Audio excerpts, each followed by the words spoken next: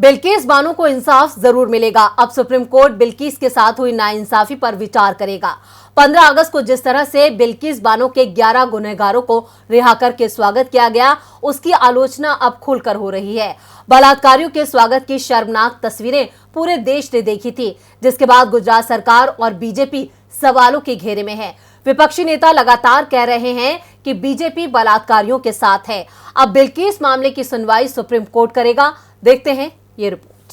गोधरा कांड के दौरान गैंगरेप की शिकार हुई बिल्किस बानो के गुनहगारों की जेल से रिहाई का मुद्दा सुप्रीम कोर्ट पहुंच गया है।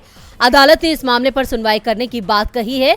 Chief justice NV. रमन ने कहा, हम इस मामले की लिस्टिंग को लेकर विचार करेंगे। बिल्किस बानो के 11 बलात्कारियों को आजादी के दिन यानी 15 अगस्त को रिहा कर दिया गया था। इस बीच बिल्किस बानो केस की जांच करने वाले रिटायर्ड आईपीएस अधिकारी विवेक दुबे ने कहा कि 14 साल के बाद 11 दोषियों की रिहाई ने दिखाया है कि उनमें सुधार आ गया था। इसके साथ ही उन्होंने दोषियों की रिहाई का विरोध करने वालों पर भी हमला बोला है। उन्होंने कहा कि ऐसा करना संविधान की भावना के खिलाफ है। विवेक दुबे सीबीआई के जॉइंट डायरेक्टर थे, जिसने बिल्किस बानो गैंगरेप केस की जांच की थी।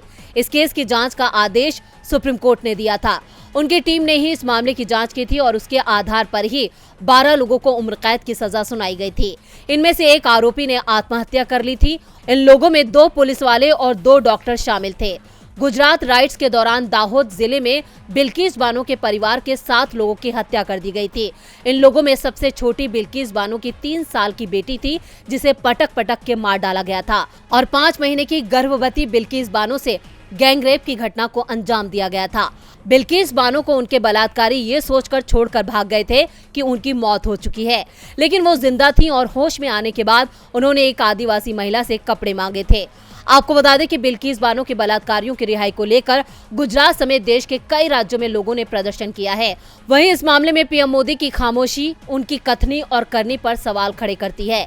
लेकिन अब सुप्रीम कोर्ट की पहल के बाद उम्मीद की जा रही है कि बिल्किस बानो को इंसाफ जरूर मिलेगा। डीबी लाइव की रिपोर्ट।